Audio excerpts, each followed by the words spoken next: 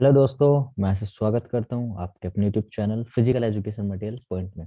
दोस्तों, आज की इस वीडियो में हम बात करने वाले हैं वार्म अप के बारे में। दोस्तों, आज की इस वीडियो में हम वार्म अप की डेफिनेशन, टाइप एंड बेनिफिट के बारे में बात करने वाले हैं। दोस्तों, लास्ट वीडियो में मैंने आपको बताया था कि एक्सरसाइज के टाइप्स क्या है और एक्सरसाइज क्या होती है, क्योंकि दोस्तों एक्सरसाइज और फिजियोलॉजी के अंदर एक्सरसाइज का बहुत ज्यादा ही इंपॉर्टेंस है। और ये कि स्पोर्ट्स एक्टिविटीज के अंदर या पूरी स्पोर्ट्स लाइन के अंदर ही वार्म अप, एक्सरसाइज या कूलिंग डाउन, इनका बहुत ज्यादा रोल होता है। तो दोस्तों, आज की इस वीडियो में हम वार्म अप के बारे में आपको बताने वाले हैं। दोस्तों, इस वीडियो में आपको हिंदी और इंग्लिश दोनों ही लैंग्वेज में आपको नोट्स मिल जाएंगे। डिस्क्रिप्शन में भी आपको लिंक मिलेगा जिसके अंदर आप जोन सी लैंग्वेज में चाहते हैं आपको नोट्स प्रोवाइड हो जाएंगे। तो दोस्तों, सबसे पहले हम बात करते हैं डेफिनेशन ऑफ वार्म अप की। जैसे कि आप स्क्रीन पर देख पा रहे होंगे दोस्तों, कि वार्म अप क्रिया यानी कि किसी भी स्पोर्ट्स एक्टिविटी या स्पोर्ट्स ट्रेनिंग को स्टार्ट करने से पहले दोस्तों हमारी जो बॉडी होती है वो एक नॉर्मल स्टेट में होती है, यानी कि एक नॉर्मल स्टेट्स के अंदर पाई जाती है। यानी कि हमारी बॉडी जो होती है एक सामान्य अवस्था में होती है। उसको दोस्तों स्पोर्ट्स एक्टिविटी यानी स्पोर्ट्स ट्रेनिंग या किसी भी खेल क्रिया को करने के लिए, उसको एक्टिव करने के लिए दोस्तों वार्म अप का यूज किया जाता है। वार्म अप करने से दोस्तों हमारी बॉडी जो होती है वो हीट हो जाती है, यानी गर्म हो जाती है, हमारी मसल्स हीट हो जाती है, हमारी जॉइंट्स हीट हो जाते हैं, जिससे कि हमारी बॉडी फिजिकल एक्टिविटीज करने के लिए तैयार हो जाती है। तो उसके लिए दोस्तों वार्म अप के अंदर हम जॉगिंग, स्ट्रेचिंग, रस्सी कूदना, एरोबिक व्यायाम, इन सभी क्रियाओं को करते हैं। इन सभी एक्टिविटीज को करने से क्या होता है दोस्तों कि हमारी बॉडी की temperature, volume, blood circulation, oxygen quantity या फिजिकल बैलेंस इंप्रूवमेंट, ये सभी हो जाते हैं। ठीक है दोस्तों, जैसे कि आप देख पा रहे होंगे इंग्लिश में भी आपको नोट्स दिए गए हैं, आप इंग्लिश में भी पढ़ सकते हैं। डिस्क्रिप्शन में आपको लिंक मिल ही जाएगा, तो आप वहां से जाकर नोट्स को आराम से पढ़ लेना। अब दोस्तों हम बात करते हैं वार्म अप के घटक कौन कौन से। तभी मैंने आपको बताया था दोस्तों कि हम इसके अंदर रनिंग कर सकते हैं, जॉगिंग कर सकते हैं, स्ट्रेचिंग कर सकते हैं, या फिर हम दोस्तों इसके अंदर जर्नल एक्सरसाइज कर सकते हैं। दोस्तों वो तो इसके टाइप्स में आ जाता है। तो स्ट्रेचिंग के अंदर दोस्तों क्या होता है, स्ट्रेचिंग करने से क्या होता है कि हमारी मांसपेशियां, मसल्स क्या होती है, फ्लेक्सिबल हो जाती है, हमारे जॉइंट्स फ्लेक्सिबल हो जाते हैं। क्योंकि दोस्तों किसी भी स्पोर्ट्स एक्टिविटी को करने के लिए दोस्तों हमारी मसल्स, हमारे जॉइंट्स, इन सब में फ्लेक्सिबिलिटी की जरूरत पड़ती है।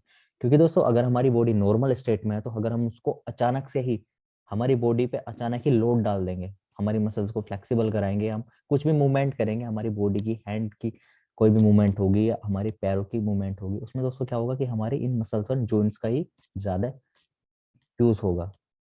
ठीक है दोस्तों, तो उसमें क्या होगा दोस्तों, हमें स्ट्रेचिंग करनी बहुत जरूरी है। स्ट्रेचिंग करने से क्या होगा दोस्तों, हमारी बॉडी क्या होगी, वो एक्टिव पोर्शन में आ जाएगी, हमारी बॉडी एक्टिव हो जाएगी, हमारी बॉडी फ्लेक्सिबल हो जाएगी, और हम उस फिजिकल एक्टिविटीज को करने के लिए तैयार हो जाएंगे। ठीक है दोस्तों, उसके अलावा दोस्तों जॉगिंग, क्योंकि दोस्तों जॉगिंग तो बहुत ज्यादा इंपॉर्टेंट है। हम जॉगिंग कर सकते हैं, रनिंग कर सकते हैं, हम रस्सी कूद सकते हैं। इन सभी क्रियाओं से क्या होगा दोस्तों, हमारी बॉडी का जो कोऑर्डिनेशन है वो बन जाएगा। क्योंकि दोस्तों किसी भी हम क्रिया को करते हैं तो हमारी बॉडी का कोऑर्डिनेशन उसमें बहुत ज्यादा जरूरी होता है। तो दोस्तों जॉगिंग वहाँ पे काफी जरूरी है। जॉगिंग करने से हमारी बॉडी इंप्रूवमेंट होगी, हमारी कैपेसिटी बढ़ेगी, वर्किंग कैपेसिटी, और उसलिए दोस्तों ये जरूरी है। क्योंकि दोस्तों हमें एनर्जी की भी जरूरत होती है। जब हम जॉगिंग करेंगे, हमारी बॉडी नॉर्मल स्टेट में है, तब हमारी बॉडी को एनर्जी की जरूरत भी कम पड़ेगी। जब हम किसी भी फिजिकल एक्टिविटी करते हैं, स्पोर्ट्स एक्टिविटी करते हैं, किसी को भी गेम में हम अपनी एक्टिविटी करेंगे, तो दोस्तों वहां पे हमारी एनर्जी भी ज्यादा लगेगी। तो हमारी बॉडी को दोस्तों उस तरह से हमें धीरे धीरे हीट करनी पड़ती है। तो वार्म अप क्या करता है दोस्तों, हमारी बॉडी को धीरे धीरे धीरे धीरे हीट करता है और हमारी बॉडी को स्पोर्ट्स एक्टिविटी करने के लिए रेडी कर देता है। दोस्तों वार्म अप का बहुत ज्यादा यूज होता है। दोस्तों आप देखते होंगे क्रिकेट खेलते हैं वो दोस्तों पहले, मैच से पहले फुटबॉल या अदर गेम खेलते हैं, क्योंकि दोस्तों वो अपनी बॉडी को हीट करते हैं, वो वार्म अप करते हैं। तो दोस्तों इसी तरह से हम भी जब को अदर गेम्स खेलते हैं, जैसे हमारा स्प्रिंटिंग या हम रनिंग कर रहे हैं, एथलीट है, तो दोस्तों हमें दूसरे गेम खेलने चाहिए ताकि हमारी बॉडी हीट रहे, हमारे वार्म अप बढ़े, हमारी कैपेसिटी बढ़े। तो दोस्तों किसी भी दोस्तों हम सबसे जरूरी होता है कि हमारी बॉडी का कोऑर्डिनेशन होना चाहिए। अगर हम कोई भी अदर गेम खेलते हैं तो उससे हमारी बॉडी कोऑर्डिनेशन इंप्रूवमेंट होता है।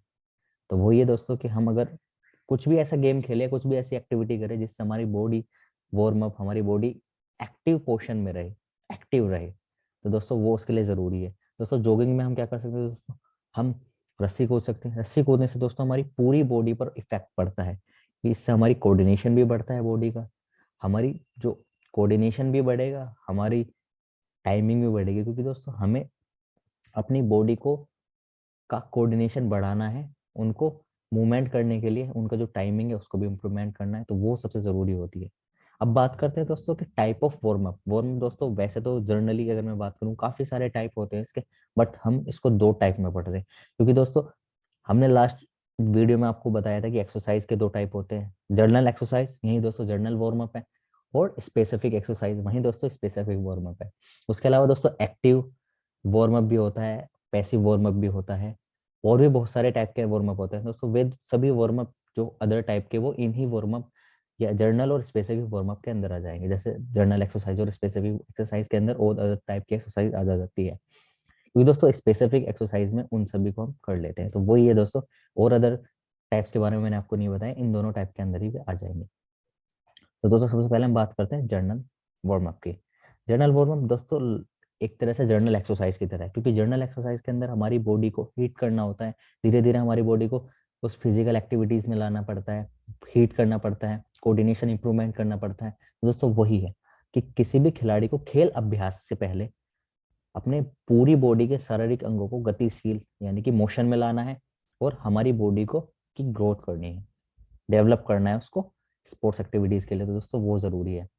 ठीक है दोस्तों, इसके अंदर वही जॉगिंग, स्ट्रेचिंग और अन्य हमारी बॉडी की एक्टिविटीज आ जाती है।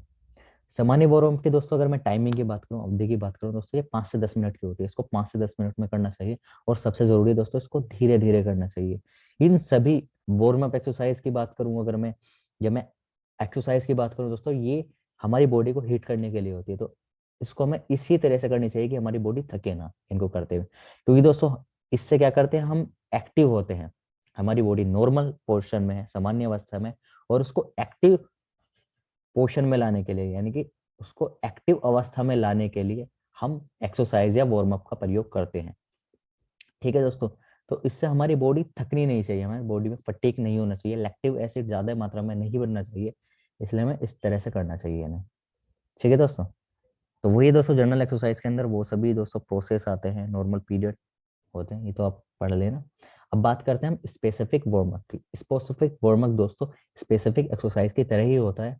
इसका प्रयोग दोस्तों गेम, जो अलग अलग खेल होते हैं दोस्तों, उन खेल की जो जरूरत होती है कि उन खेल की क्या जरूरत है उसको समझ के ही वहां पे दोस्तों स्पेसिफिक वार्म अप बनाया गया है। जैसे स्पेसिफिक एक्सरसाइज में मैंने आपको बताया था कि जिस गेम की जो मूवमेंट होता है या गेम की टेक्निक होता है, उसको इम्प्रूव करने के लिए अलग अलग तरह के एक्सरसाइज का प्रयोग किया जाता है, जिससे वो गेम इम्प्रूव हो सके, वो टेक्निक इम्प्रूव हो सके, वो स्किल इम्प्रूव हो सके।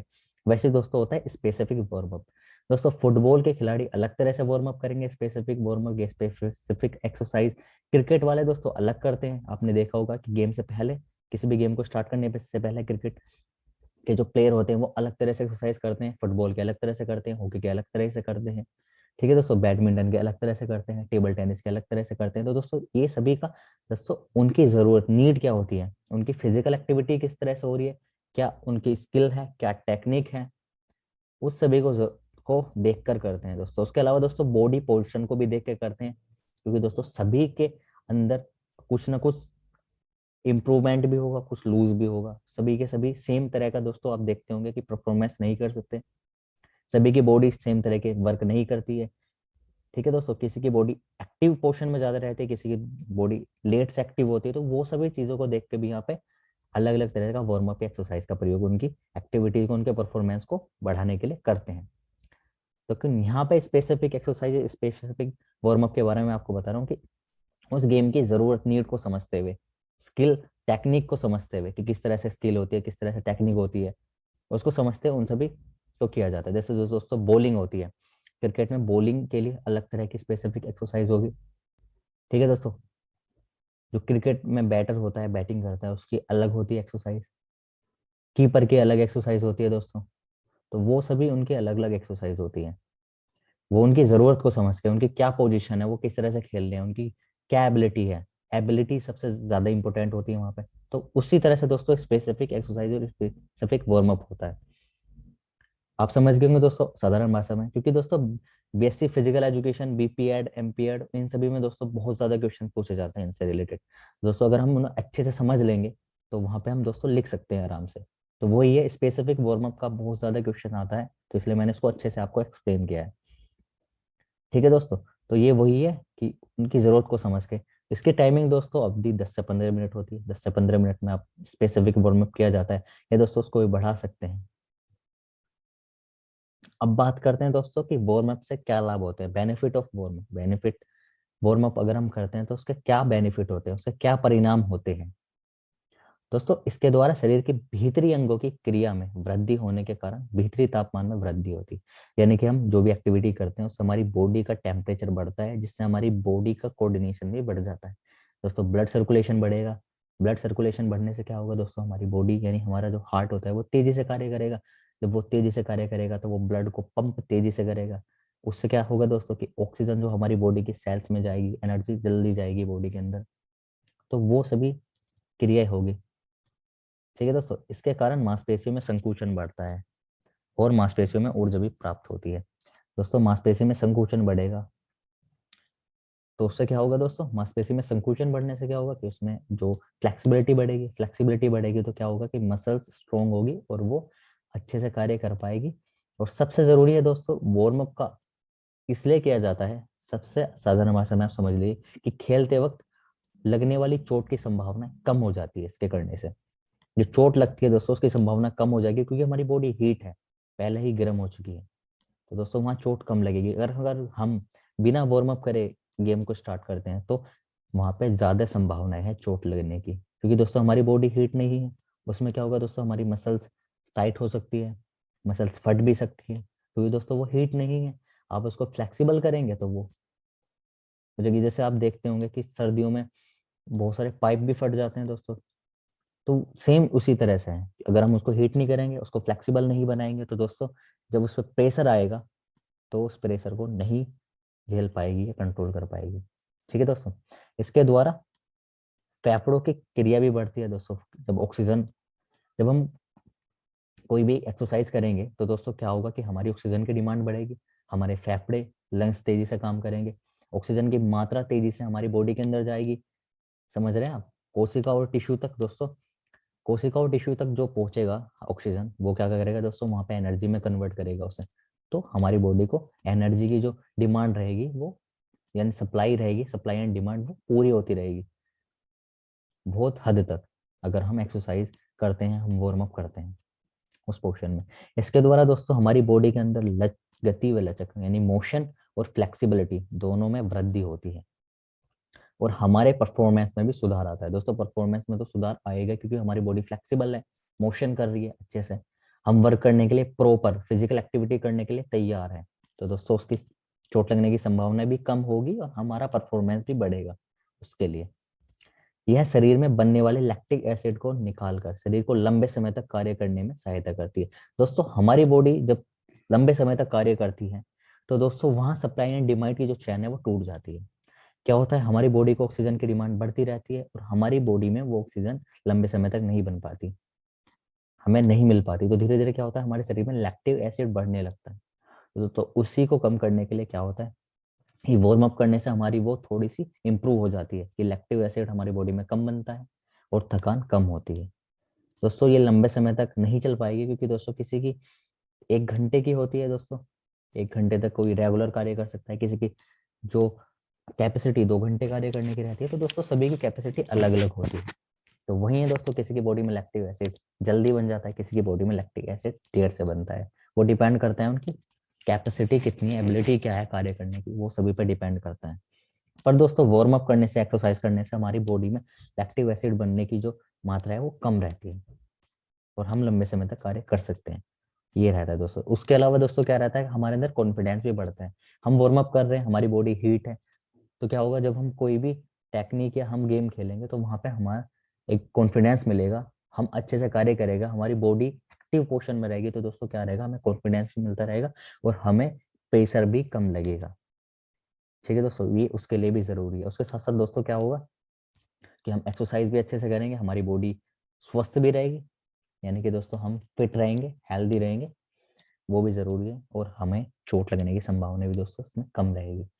उसके अलावा दोस्तों सबसे जरूरी क्या है इसके अंदर कि हमें जो वार्म अप की क्रिया है वो धीरे धीरे बढ़ानी चाहिए, यानी हमें हल्के हल्के से स्टार्ट करनी चाहिए, हल्की एक्सरसाइज से या हल्की क्रियाओं से। हमें पहले जॉगिंग करनी चाहिए, जॉगिंग करने के बाद स्ट्रेचिंग करनी चाहिए, हमें रस्सी कूदनी चाहिए। वो सभी हमें अपनी एबिलिटी को देखते हुए करनी चाहिए कि हम कितना कर सकते हैं। किस ज्यादा अगर हम रनिंग कर रहे हैं, हमें थकान हो रही है, तो वो भी दोस्तों फायदे में नहीं है।